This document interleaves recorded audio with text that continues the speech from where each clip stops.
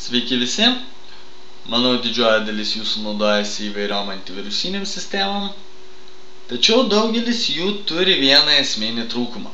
Tokį kaip nesugebėjimas ištrinti virusų iš sistemos failų, veikiančių Windows failų ar operatyvios atminties.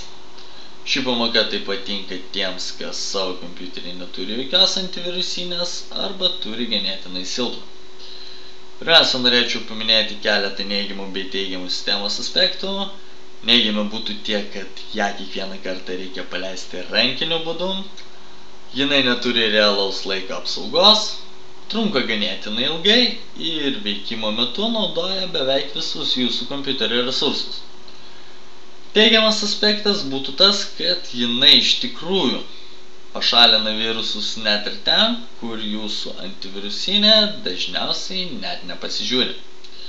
Taigi pradėkime. Spaudžiame Start, rašome Run, Enter, naujoje lentelėje rašom MRT, Enter ir naujai atsiradusioje lentelėje spaudžiame Next. Quick Scan būtų greitas skanavimas, jisai trunka apie 10-15 minučių. Jo nerekomenduočiau, nes duomenys neatspindės realios situacijos. Renkamės Full Scan ir spaudžiame Next. Kaip matot, mūsų sistema jau yra skanuojama. Norėčiau paminėti, kad jeigu turite ganėtinai stiprią antivirusinę, šito nereikėtų daryti dažniau negu kartą į mėnesį, taupant savo laiką. Tačiau jeigu jūsų antivirusinė yra ganėtinai silpna, kartą į savaitę reikėtų pasitikrinti.